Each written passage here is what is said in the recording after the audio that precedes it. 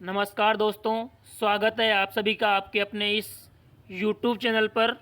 साथियों, जैसा कि आप सबको पता है कि यहाँ पर हिंदी प्रश्नोत्तरी की सीरीज चल रही है और इस सीरीज में आज पार्ट थर्ड है, अर्थात यहाँ पर पार्ट थर्ड लेकर आया हूँ। और इस पार्ट थर्ड के माध्यम से एलडीसी हाई कोर्ट 2017 में पूछे गए प्रश्नों का संकलन लेकर आया हूँ। तो बिना कोई देरी किए यहाँ पर अपने हिंदी प्रश्नोत्तरी के पार्ट थर्ड की शुरुआत करते हैं। और इसमें सबसे पहला प्रश्न आपके लिए यहाँ पर यह है दोस्तों कि उत्तरायण शब्द का सही संधि विच्छेद होगा। दोस्तों, प्रश्न को ध्यान से पढ़ना और जवाब देना, और संभावना ये रहे कि प्रश्न गलत ना हो। सबसे पहला प्रश्न है, उत्तरायण शब्द का सही संधि विच्छेद होगा। तो यहाँ पर अपन चलते हैं जवाब की ओर। इसका जवाब होगा आपके लिए विकल्प ब। विकल्प ब में क्या लिखा हुआ है? विकल्प ब में आपके लिए यहाँ पर लिखा है उत्तरधन अयन। उत्तरधन अयन। अब आपको यहाँ देख के लग रहा होगा कि यहाँ पर अयन में न आ रहा है जबकि उत्तरायण में अणा आ रहा है। तो ऐसा क्यों हुआ? ऐसा इसलिए हुआ दोस्तों कि यदि न वर्ण से पूर्व यदि र, री अथवा श इन तीनों में से कोई भी वर्ण आ जाए तो र न का बदलाव स्वतः ही अण में हो जाता है। इसीलिए यहाँ पर उत्तरधन अयन का बदलाव किसमें हुआ? यहाँ पर उत्तरायण में। बाकी सब विकल्प, हालांकि सब में संधि सही हो रही है, लेकिन उपयुक्त शब्द कौन सा है उसका अपन को चयन करना है। तो यहाँ पर सबसे सही शब्द था इसके लिए उत्तरधन अयन। अगला प्रश्न आपके लिए यहाँ पर है, निम्नलिखित में से किस शब्द का संधि विच्छेद सही है? तो सबसे पहले आप इसका जवाब दीजिए और अपन चलते हैं इसके सही उत्तर की ओर। तो इसका सही उत्तर होगा यहाँ पर भानुधन उदय, विकल्प नंबर 4। अब बाकी विकल्प गलत क्यों हैं? बाकी विकल्प गलत इसलिए हैं कि भावुक शब्द का अगर संधि विच्छेद करते हैं तो भौ धन उक, इस प्रकार से इसका संधि विच्छेद होगा। और संधि कौन सी होगी इसमें? अयादि। अगला विकल्प है अभिधन सेक। अभिधन सेक में संधि विच्छेद क्या होता है दोस्तों? अभिधन सेक। और सेक में जो स आया हुआ है, इस स का बदलाव स में क्यों हुआ? यदि इस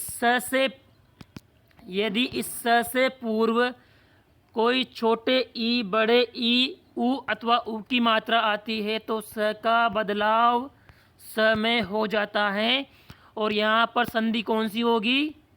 व्यंजन संधि। अगला विकल्प है मनधन रंजन। अब यहाँ पर संधि विच्छेद सही क्या होगा? मनः धन रंजन, अर्थात इस शब्द में संधि विच्छेद, और संधि कौन सी होगी? संधि होगी यहाँ पर विसर्ग।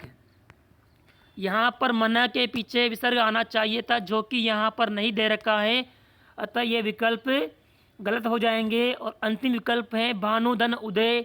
तो यहाँ पर शब्द बनेगा भानुदय, और यहाँ पर संधि कौन सी होगी? दीर्घ स्वर संधि। अगला प्रश्न आपके लिए यहाँ पर यह है, यहाँ पर देख लीजिए, निम्नलिखित में से न्यून शब्द का सही संधि विच्छेद होगा। तो आप सबसे पहले इसका जवाब दीजिए और अब अपन चलते हैं यहाँ पर सही विकल्प की ओर। तो इसके लिए विकल्प नंबर 2 सही हो जाएगा। और यहाँ पर संधि कौन सी हो जाएगी दोस्तों? यण स्वर संधि, जहाँ पर ई का अय हो जाता है, ई का अय हो जाता है, और न जो आधा रह जाएगा और ई का अय हो जाएगा, और इसमें ओ की मात्रा लग जाएगी। तो क्या बन जाएगा दोस्तों? नी धन ऊन को जोड़ने पर क्या बनेगा? न आधा रह गया, ई का ए हो गया, और ऊन। अब ये ऊ ए में आके मिल जाएगा तो क्या बन जाएगा दोस्तों? न्यून। तो यहाँ पर विकल्प नंबर 2 सही हो जाएगा।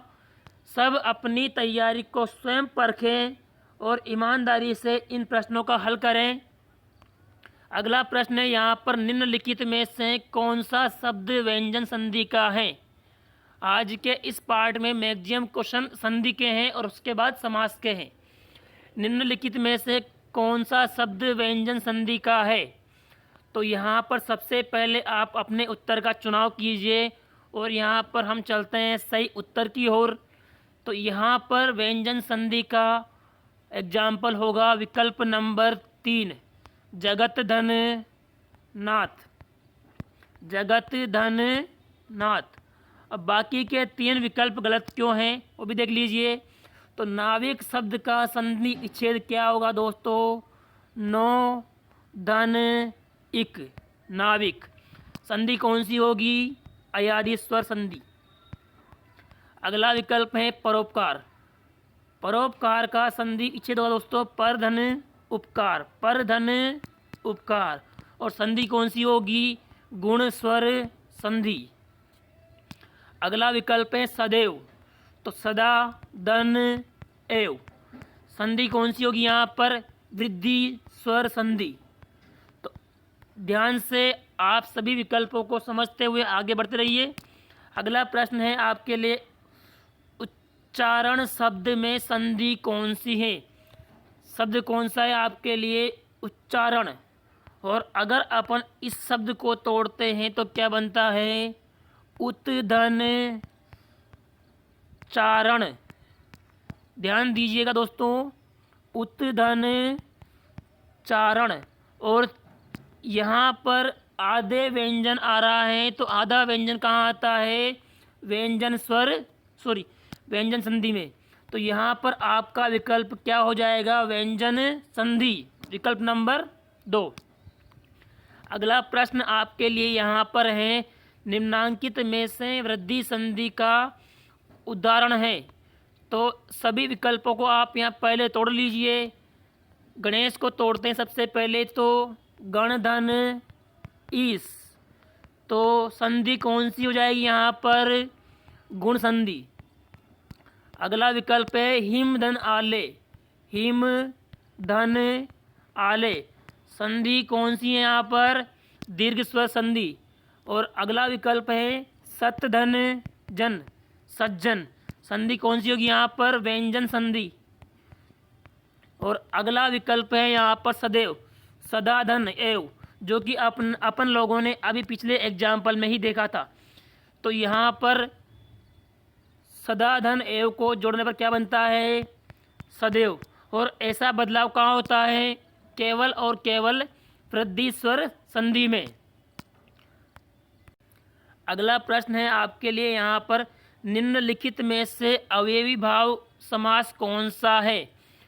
तो सबसे पहला विकल्प यहाँ पर क्या है, पहले आप अपने अकॉर्डिंग जवाब दीजिए, अपने स्तर पर जवाब दीजिए।